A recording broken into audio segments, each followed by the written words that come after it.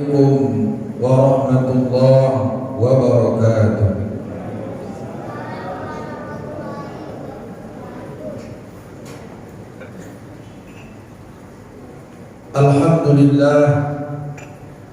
Alhamdulillahilladzi 'allamal insana ma lam ya'lam. Asyhadu an la ilaha illallah wahdahu la syarika lah. Al-Malikul Quddusul Azizul Alam. Wa asyhadu anna sayyidana wa nabiyyana Muhammadan abduhu wa rasuluh khairul anam. Allahumma salli wa sallim wa barik ala sayyidina Muhammad wa ala alihi wa ashabihi ajma'in, amma ba'd. Subhanaka la ilma lana illa ma 'allamtana innaka antal alimul hakim. Rabbi shrah li sadri wa yassir li amri wahlul 'uqdatam min lisani yafqahu qawli. Allahumma rzuqna fahman nabiyyin wa hifdzal mursalin wa ilhamal malaikatil muqarrabin bi rahmatika ya arhamar rahimin. Bapak Ibu, orang-orang tua kami, hadirin wal hadirat yang dimuliakan dan dirahmati oleh Allah Subhanahu wa taala. Bersyukur kita kehadiran Allah. Salawat beserta salam kepada Rasulullah. Mudah-mudahan kita menjadi hamba Allah yang bertakwa, menjadi umat Nabi Muhammad yang sangat setia, dan mudah-mudahan kita mendapatkan syafaat pada hari kiamat. Amin ya rabbal alamin. Bapak Ibu, hadirin wal hadirat, jamaah yang dimuliakan Allah, malam hari ini kita sambung kembali pengajian tasawuf kita, yaitu mengkaji kitab Al-Hikam Athaiyah yang ditulis dan dikarang oleh Al-Imam Ahmad Ibnu Athaillah As-Sakandari rahimahullahu ta'ala wa nafa'ana bihi wa bi barakati ulumih fid daraini amin ya mujibas sa'ilin. Pada hikmah yang ke-20, Imam Ibnu Athaillah As-Sakandari berkata di dalam hikamnya. Apa kata beliau? Ma aradat himmatu salikin an taqifa inda ma kushifa laha illa wa nadathu hawatiful haqiqah alladhi tatlubu amamak wa la tabarrajat lahu zawahirul mukawwanat illa wa nadathu haqa'iquha innama nahnu fitnatum fala takfur. Artinya, ketika tekad seorang salib itu adalah orang yang sedang menempuh jalan rohani kepada Allah. Salib namanya, pekerjaannya suluk.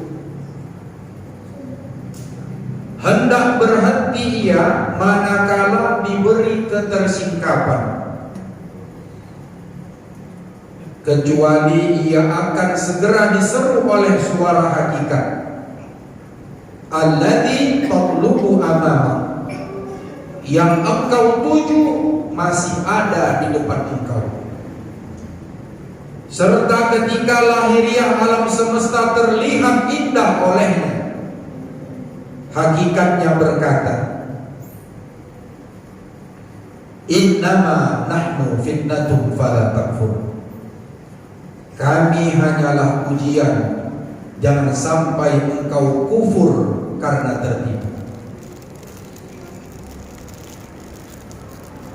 Bapak Ibu, orang-orang tua kami, hadirin wal hadirat yang dimuliakan Allah, pada hikmah yang ke-20 ini Imam Ibnu Athaillah As-Sakandari menjelaskan ada dua hal. Yang pertama, ada orang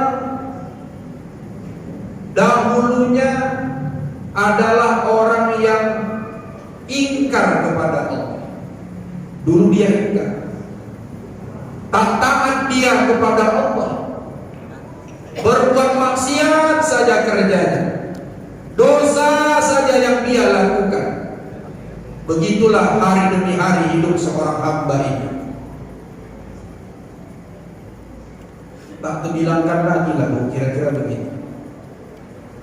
Tak mau sholat, puasa Ramadan tak pernah mau, zakat tak pernah ditunaikan, main judi, berzina, semua dia kerjakan. Tapi pada satu ketika Allah Subhanahu wa ta'ala memberikan hidayah kepada orang ini. Dapat hidayah dia berupa cahaya Islam.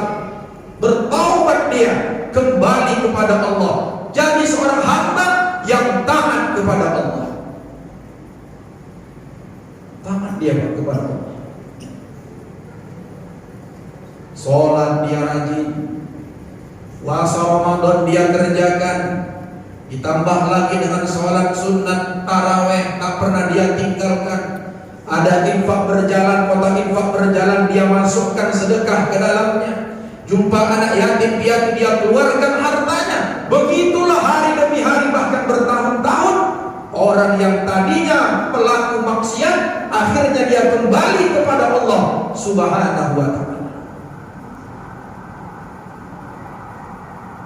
Dulu manusia ini, hamba ini, ketika dia berbuat dosa itu, dia berbuat dosa karena ada rayuan godaan setan. Dulu godaan setan yang datang kepadanya, setan menyuruh dia untuk berbuat maksiat. Hei hamba, hei manusia, minum arak, dia minum. Berjudi, berjudi. Pasang togel, taruhan, laga ayam, sabung ayam, dia kerjakan semuanya. Begitulah bentuk rayuan setan itu, sehingga dia terjerumus kepada godaan setan. Tapi sekarang si hamba ini sudah menjadi orang yang taat. Setan tidak mampu lagi, iblis tidak menggunakan jurus yang pertama. Tak tolak lagi iblis coba menggoda orang yang sudah rajin beribadah dengan berbuat maksiat. Tak sanggup lagi iblis. Gak bisa lagi iblis menyuruh berbuat maksiat orang yang sudah taubat tadi. Tapi apakah iblis atau setan ini berhenti menggoda seorang hamba yang sudah taat? Tidak. Dia gunakan jurus yang lain supaya seorang hamba yang taat ini bisa tergelincir akan godaan serta rayuannya. Inilah yang disebutkan Imam Ibnu Athaillah dalam kitab Al-Hikam hikmah yang ke-20 ini. Ada jalan lain setan menggoda seorang hamba ketika seorang hamba itu sudah taat kepada Allah. Agak-agaknya macam-macam kita nih. Kita kan tidak berbuat maksiat lagi ya. Kita hari ini tidak berbuat maksiat lagi. Betul Pak? Dulu kita main judi, pasang togel, kena senam, kalau nggak kena garuk kepala, piring berterbangan di rumah. Hari ini tidak lagi. Kita sudah sholat, kita sudah puasa, datang ke majelis-majelis ilmu. Tiap bulan, tiap minggu kita hadir di majelis-majelis zikir. Setan tidak mampu lagi menggoda kita untuk berbuat maksiat. Tapi jurus setan berikutnya Pak, inilah yang disebutkan Imam Ibnu Athaillah itu. Datang iblis kepada orang yang rajin sholat, dibisikkannya Pak. Apa dibisikkannya? Ala taro kaifa asbahta min khiyarati ibadillahi sholihin. Hei hamba, coba kau lihat dulu. Tidakkah engkau lihat sekarang engkau sudah menjadi hamba Allah yang terpilih di antara orang-orang yang soleh. Kau sekarang sudah menjadi orang soleh. Lihat dirimu sekarang, kau rajin sholat. Sholat fardumu tidak tinggal lagi. Sholat-sholat sunnahmu engkau kerjakan. Engkau puasa Ramadan dengan penuh kesabaran dan mencari ridha Allah. Ketika engkau melihat manusia berbuat maksiat, engkau tidak mau lagi berbuat maksiat kepada Allah. Begitulah engkau seterusnya. Lihatlah dirimu, sekarang engkau menjadi orang yang soleh. Bahkan pada titik terakhir, orang yang sudah taat ini dibisikkan oleh setan, oleh iblis, engkau sekarang sudah menjadi wali Allah. Dibisikkan setan itu kepada diri kita. Ustaz Mahmud, sekarang kau sudah rajin beribadah kepada Allah, kemana-mana engkau ceramah, lihat dirimu, sekarang engkau sudah menjadi orang baik. Lalu si hamba ini mendengar bisikan godaan setan seperti ini, tidak lagi disuruh berbuat maksiat, tapi dibisikkan ke dalam seorang hamba bahwa dia sudah menjadi orang yang baik. Si hamba kemudian dia hanyut akan godaan setan ini, tenggelam dia dengan bujuk rayu kata setan yang sangat manis ini, halus bisikan setan, sehingga orang ini, hamba ini mengaku dan mengatakan kepada dirinya, oh memang aku ini sekarang menjadi orang soleh, aku ini orang baik sekarang. Kalau ada seseorang sudah kena bisikan setan, terperangkap oleh bujuk rayu setan dengan kata-kata seperti tadi, dia mengaku bahwa dirinya sudah menjadi orang baik. Kata Imam Ibnu Athaillah, disyarahkan oleh Imam Ahmad Ramadan Al-Buti dalam kitab Syarah wa Tahlil Al-Hikam Athaillah, orang yang mengaku dirinya menjadi orang baik, maka dia sudah terjerumus sama seperti ketika dia dulu berbuat maksiat kepada Allah. Jadi bapak-bapak, kalau sekarang ada dalam hatinya, aku ini orang baik, samalah itu kedudukannya seperti orang yang berbuat maksiat kepada Allah. Begitulah iblis itu harus membisikkan kita, dibilangnya kita orang baik, dan kita percaya pula bahwa kita mengatakan diri kita ini sudah menjadi orang baik. Itulah bisikan setan. Setan itu paling senang berbisik menggoda kepada orang-orang yang ahli ibadah seperti bapak-bapak, ibu-ibu hadirin wal hadirat ini. Dibisikkannya setitik kesombongan kepada ahli ibadah. Memang salah satu penyakit yang sangat berbahaya kepada orang yang taat kepada Allah, ada timbul setitik kesombongan di dalam diri. Apa itu? Merasa sudah menjadi orang baik. Bukankah merasa menjadi orang yang lebih baik itu sudah dialami iblis ketika Allah mengusir dia dalam surga? Bukankah iblis terusir bukan karena dia tidak taat kepada Allah, bukan karena ibadahnya yang kurang, tapi dia merasa dirinya menjadi hamba Allah yang baik. Ana khairun minhu, aku lebih baik daripada Adam. Kenapa engkau suruh aku bersujud kepada Adam ya Tuhan? Aku kau ciptakan dari api, sementara Adam kau ciptakan dari tanah. Ana khairun minhu. Itulah bisikan setan yang halus itu. Aduh sekarang ada begitu kita. Mudah-mudahan bisikan ada tentu Pak ya. Bu, ada ibu di dalam hati itu udah menjadi orang baik. Udah, belum. Jangan sekali-kali kita tanamkan dan kita yakinkan di dalam diri kita ini kita sudah menjadi orang yang baik. Belum, tapi berusahalah tetap senantiasa untuk jadi orang baik. Tetap terus. Kenapa kita tidak boleh menganggap diri kita sudah menjadi orang baik? Kalau kita sudah menganggap diri kita menjadi orang baik, selesailah ibadah kita. Begitu kan Pak? Udah jadi orang baik, tak usah bertambah lagi lah amalanku. Begitulah Pak perangkap setan itu. Kalau ada seorang hamba, dia ikuti bisikan setan itu, hanyut tenggelam dia akan rayuan bisikan setan ini. Maka sungguh orang yang berbisik di dalam hatinya, dia mengatakan aku orang baik, samalah dia seperti dia dulu ketika dia berbuat maksiat kepada Allah. Bahkan lebih parah lagi. Karena Imam Al-Ghazali menyebutkan bahwa dosa batin itu lebih jauh, lebih berbahaya ketimbang dosa zahir. Sombong, ria, ujub, takabur, itu adalah sifat-sifat batin. Dosanya jauh lebih besar ketimbang kita berbuat maksiat secara zahir, seperti berjudi, berzina dan lain-lain sebagainya. Ya, Ibu. Karena setan ini sampai nanti hari kiamat tak berhenti dia menggoda kita. Buka nanti surat Al-A'raf. Qala anzirni ila yaumi yub'atsun. Setan iblis berkata kepada Allah, wahai Allah, wahai Tuhan, tangguhkanlah umurku sampai nanti hari kiamat. Qala innaka minal munzirin. Apa kata Allah? Baiklah iblis, kau beri tangguh sampai nanti hari kiamat. Silakan kau goda hamba-hambaku. Qala fa bima aghwaytani la'aqudanna lahum siratakal mustaqim.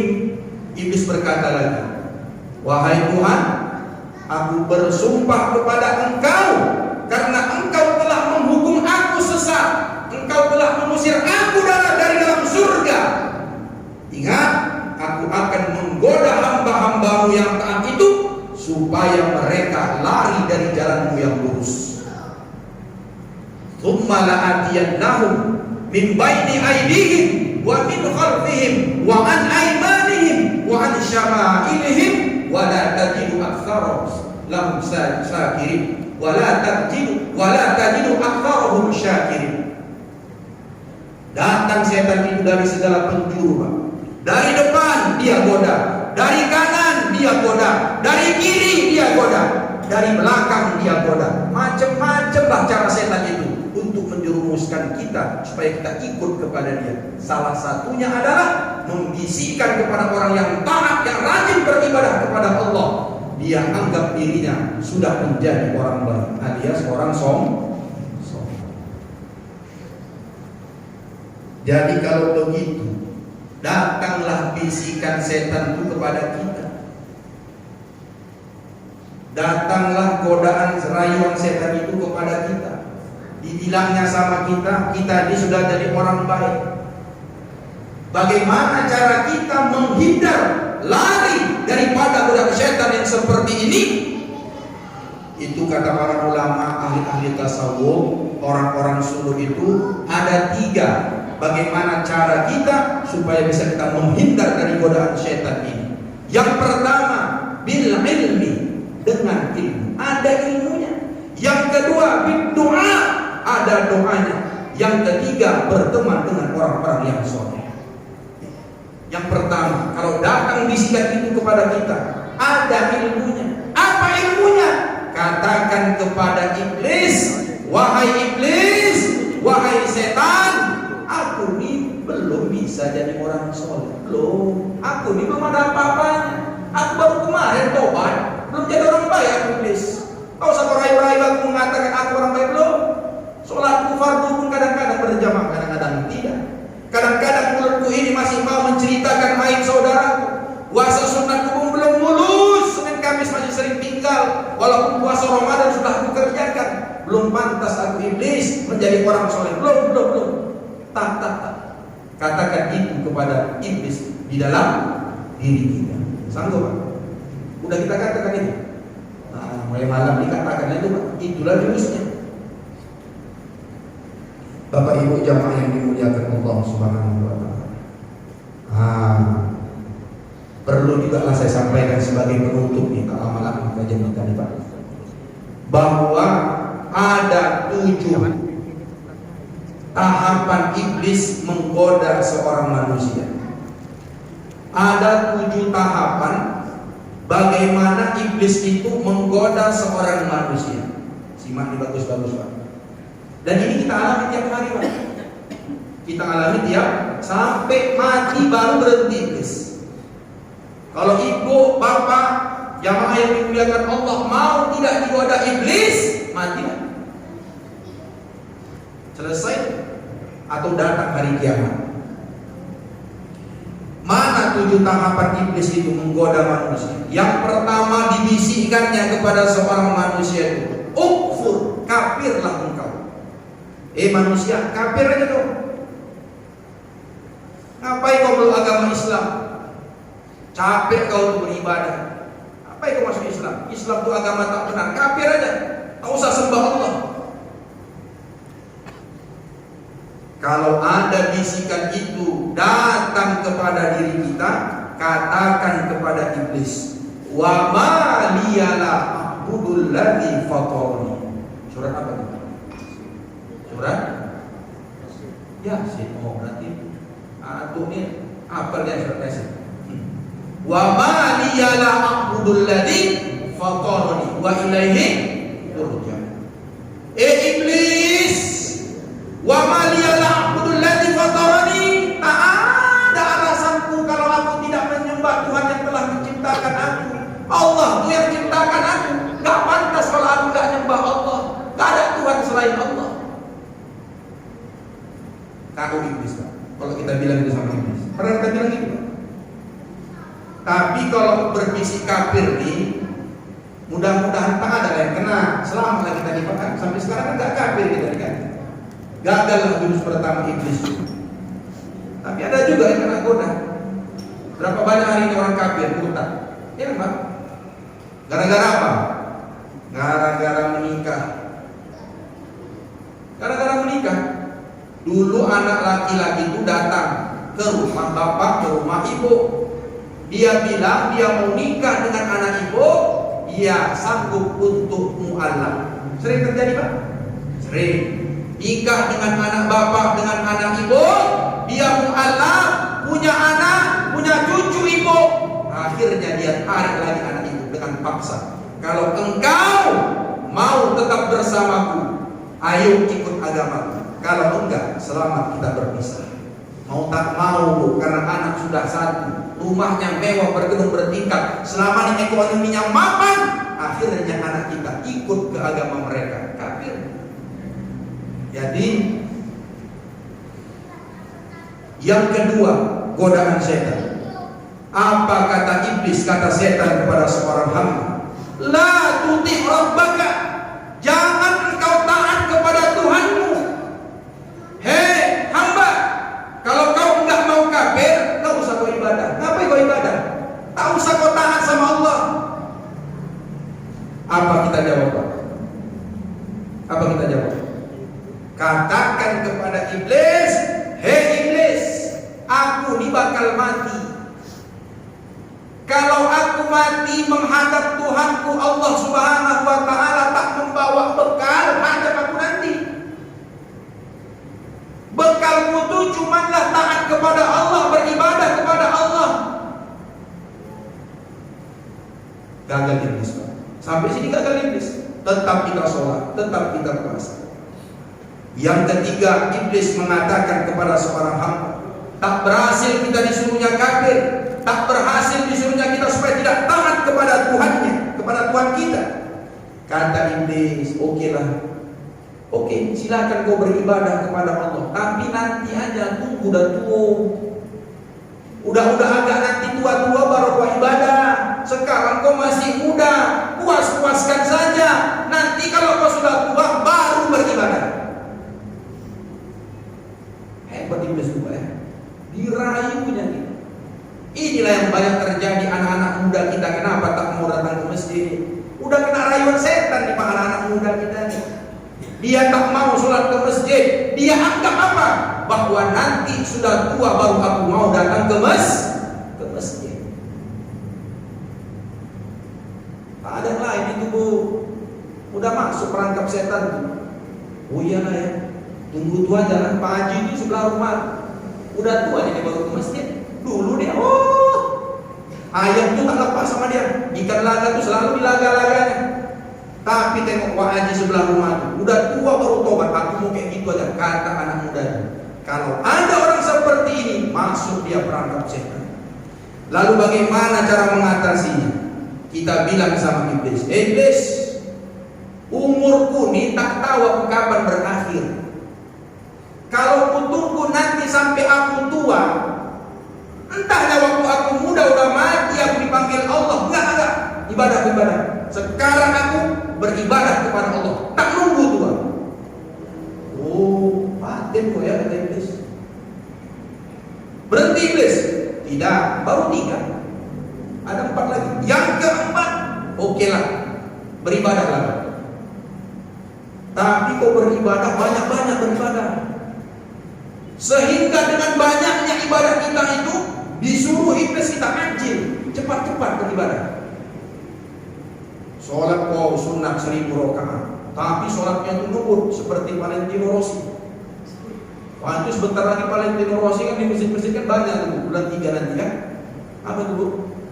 Tarawih. Apalagi masjid kita dulu 3 rakaat. Ya Allah. Udah lama tuh 3 rakaat masuk tarbiyah nih. 3 rakaat ada ceramah lagi. Dia jadi menjadi imam. Luar biasa tuh cobaannya.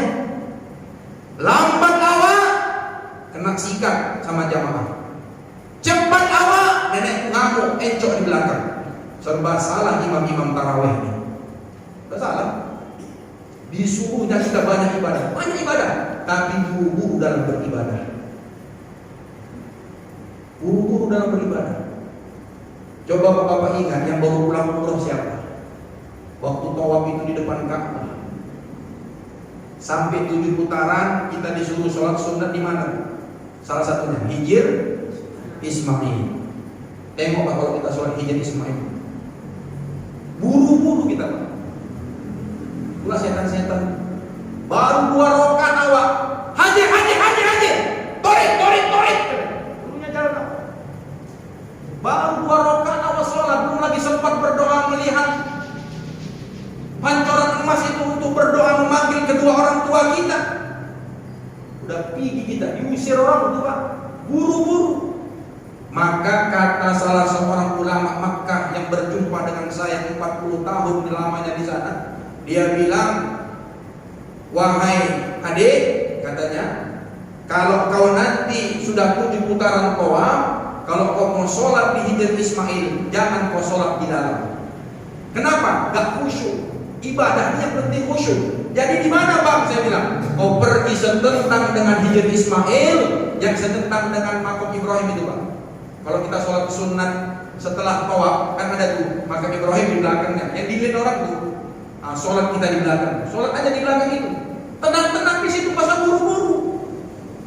Setelah kau sholat sunat 2 rakaat, berdoalah kepada Allah. Lihat pancoran emas itu, panggillah wajah kedua orang tua. Di situ kau akan tahu kalau orang tuamu bahagia tak di dalam kubur. Kalau ternyata wajah orang tua itu nampak terang jelas, itu tanda orang tua kita, kata beliau, dari guru-guru beliau mengatakan bahwa orang tua kita itu jauh dari siksa kubur.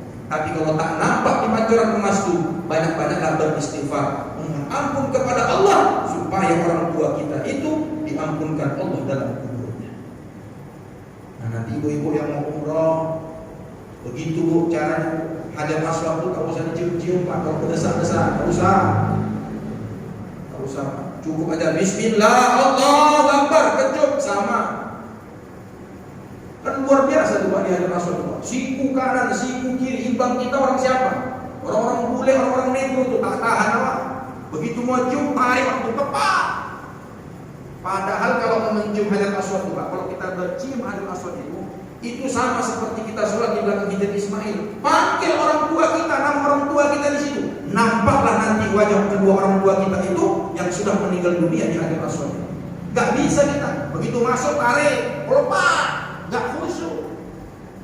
Jadi gak dianjurkan. Jangan memaksakan diri, kan gitu kata Ustaz-Ustaz. Begitulah setan. Lalu katakan kepada iblis, wahai iblis, aku beribadah ini gak perlu banyak, biar sedikit asal khusyuk. Katakan itu pada iblis Pak.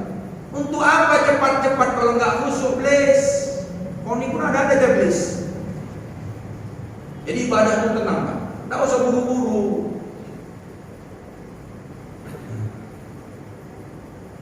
Gagal iblis. Tak juga buru-buru kita sholat, tenang kita sholat tahajud tengah malam kita bu. Biarkan 2 rakaat tapi menetes air mata, betul? Kemudian datang bisikan iblis lagi. Oke lah, lambat-lambatlah kau beribadah. Silakan kau khusyuk dalam sholatmu. Tapi engkau ini sekarang udah diperhatikan orang. Udah banyak yang nengok kau ini sekarang. Dibilang orang ke orang baik, orang taat. Dibisikkan itu Pak. Sehingga muncul apa? Ria. Oh iya juga ya. Ku tengok sekarang asal jumpa sama assalamualaikum Pak Haji. Ramah orang sekarang sama engkau. Kenapa? Karena kau sekarang sudah rajin beribadah.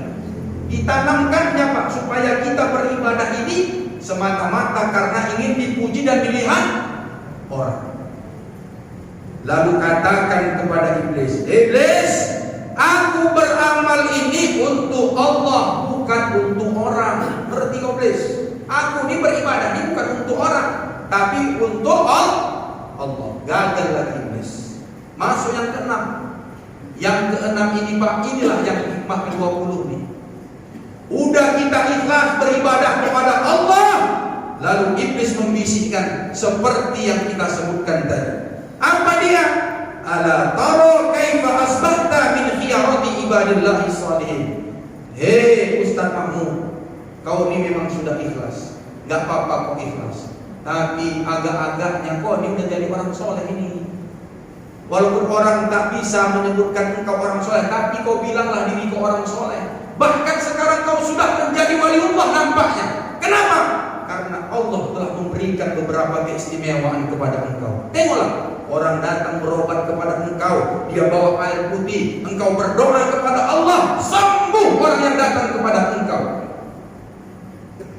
Itu waliullah tuh Pak. Karena waliullah itu salah satu ciri dan tandanya itu diberikan Allah khawarik. Apa tuh khawarik? Hal-hal yang luar biasa yang tidak dialami oleh manusia biasa.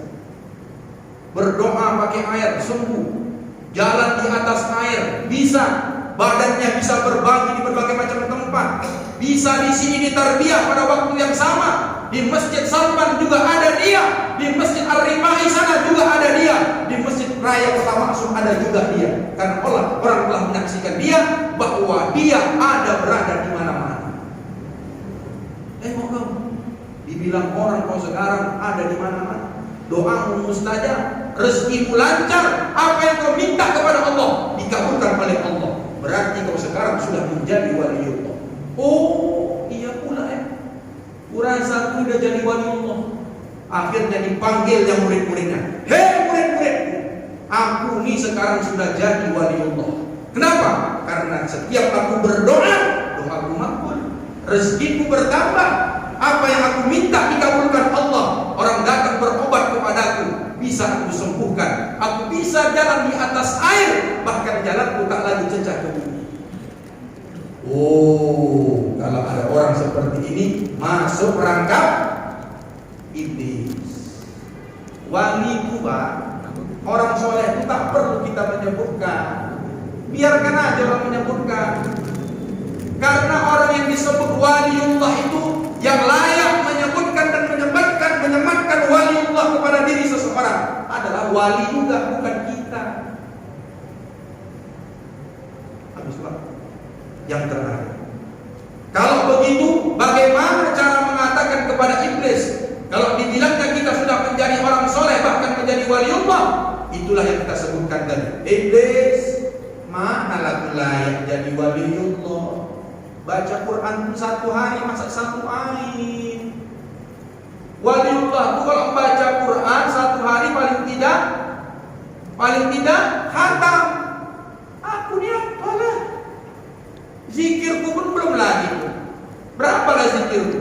Paling kuat 33 kali selepas sholat. Itu pun kadang-kadang tinggal.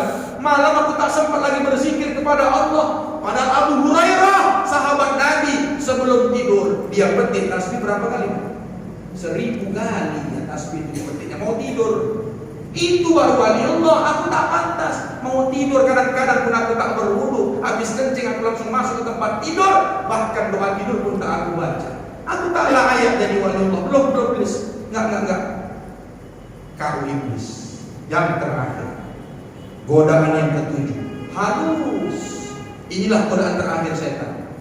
Kalau begitu wahai ahli ibadah, kau tak mau kafir, kemudian kau tak mau tak taat kepada Tuhanmu, kemudian kau beribadah waktu muda, kemudian kau beribadah tak mau buru-buru, kemudian engkau tidak datang riya, ikhlas kau beribadah, tak mau disebut menjadi orang baik, menjadi waliullah.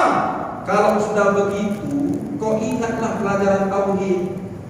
Kan ada namanya takdir qada dan takdir Allah. Kau ingatkan cerita bersisa orang yang taat kepada Allah sepanjang hidupnya, tapi di akhir hayatnya dia menjadi orang yang murtad kafir kepada Allah. Tak usah rajin-rajin ibadah. Kalau takdir Allah menyebutkan kalau engkau masuk surga, masuk surga. Kalau takdir Allah menyebutkan kalau engkau masuk api neraka, masuk neraka juga kan? Ngapain kau sholat? Ngapain kau beribadah? Kalau takdirmu ternyata masuk neraka. Sampai begitulah Pak Iblis itu menggoda kita. Oh, kira-kira sampai tahapan mana kita nih Pak? Masuk kita perangkap iblis. Yang tahu kita Pak, perbaiki. Kalau bisa sampai 7 tahapan ini, kita lolos daripada godaan dan jerat setan. Mudah-mudahan kita selamat. Sebagai penutup, ada doa yang diajarkan Nabi supaya iblis tidak berhasil menggoda kita. Dengarkan dulu. Kalau nanti kurang-kurang saya SMS saja sama pengurus, nanti bisa di-print Pak. Kalau ibu-ibu nanti di rumah suaminya ada ustadz misalnya, ada kitab tafsir Ibnu Katsir, buka nanti tafsir Ibnu Katsir, lihat tafsir surat Al-A'raf ayat 16 sampai 18. Di situ ada doa yang diajarkan Rasulullah supaya setan tak berhasil menggoda kita. Apa doanya? Allahumma inni as'alukal afiyata fid dunya wal akhirah. Allahumma inni as'alukal afwa wal afiyah fi dini wa dunyaya wa ahli wa mali. Allahumma astur awrati wa amin rawati. Allahumma hafadhni min bayni yaday wa min khalfi wa an yamini wa an shimali wa min fawqi wa a'udhu bi 'azamatik an uqtala min tahti. Agak panjang doanya. Jadi untuk tahap awal dibaca-baca jalan dulu habis sholat, dibaca-baca doa ini Pak. Nabi itu selalu membaca doa ini setiap hari supaya terhindar daripada godaan iblis laknatullah alaihim ajma'in.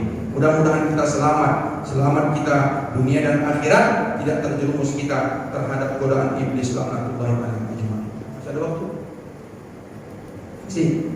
Kalau masih ada waktu boleh lah kita tanya jawab. Saya minum izin Pak.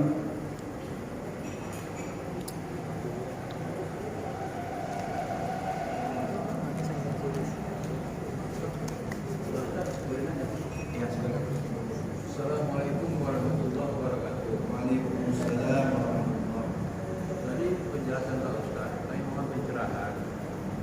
Karena semua itu tadi makanya masalah kekuatan iblis. Kita bersiswa di ahli ibadah. Menurut pendapat juga dari ahli kami itu menyampaikan itu kan iblis takut dengan orang berilmu dan orang alim dan ikhlas. Nah, tadi kan kita kan cerita ahli ibadah itu. Jadi tiba siswa itu kan ya awalnya baik, akhirnya sesat gitu. Bagaimana kita? Karena iblis ini kan 80 tahun, 80.000 tahun dia jadi pemimpin malaikat. Dengan kita kan sekarang kalau nggak marifat pada Allah, kita sulit dengan menghadapinya karena nggak ada ilmu. Karena masalah semua pencerahan Pak Ustaz. Dari godaan iblis itu kan setiap hari kan tadi itu memang raja semua. Karena dia sendiri bisa melihat kita nggak bisa melihat dia. Kita sering lupa dia nggak pernah lupa kita. Menjebak. Nah itu bagaimana pencerahan dari Pak Ustaz sendiri? Kita ini kan awam Pak Ustaz. Ustaz ini ceritanya kan kaji udah tasawuf, udah rikam ini kan persentasenya bukan main-main ya Ustaz. Karena tadi masalah tasawuf itu bukan kalau nggak begitu ada apa tuh Ustaz? Nah, bagaimana kami menerima masukan ini sehingga kami bisa membentengi diri kami. Walaupun tadi kan ada ahli ibadah, tapi dia nggak tahu bagaimana beribadah yang benar hakikatnya. Jadi akhirnya dia kita dengar gini ragu kita beribadah itu. Jadi mohon pencerahan Pak Ustaz. Apa safety kita? Karena masalahnya Allah itu maha kuat, takwanya itu kan kok kita lebih takut sama iblis kesana nanti. Kalau sebenarnya kita kalau takwa, ya marah iblis mah dari dekat, karena kita beriman, dihormati kan. Jadi kuncinya kan rajanya kan di sini kopi dari masalah. Mohon pencerahan Pak Ustaz. Terima kasih. Baik. Yang perlu saya sampaikan tadi, tak tersampaikan tadi. Ustaz, iblis itu menggoda kita dengar suaranya. Ada suaranya Ustaz. Nampak iblis itu? Tidak. Salah satu godaan iblis itu datang malas. Itulah godaan iblis. Malas awak itu godaan iblis. Itu orang awam. Jadi kalau rasa-rasa malas tuh beribadah, itulah godaan iblis tuh. Lawan. Baca banyak-banyak doa nih. Itu satu. Kemudian, Ustaz, jadi macam mana lah Ustaz? Kita ini kan orang awam. Itulah makanya kita disuruh berthariqat, bersuluh. Tuan guru tuh, Dr. Fadzik Malik itu selalu mengatakan orang-orang yang mau berjalan makrifat kepada Allah tak lain tak bukan bersuluh. Kenapa? Karena orang ini kan ada awam. Orang awam ini awam nih, zikir, misalnya zikir kita bilang. Salah satu untuk menghambat setan itu dengan zikir doa. Zikir. Ini kalau orang awam tak berguru ya kita lah. Berzikir aja. Allah, la ilaha illallah. Tak pakai guru. Masuk kita ke suluh, naiklah namanya salik. Salik itulah dia zikirnya pakai guru.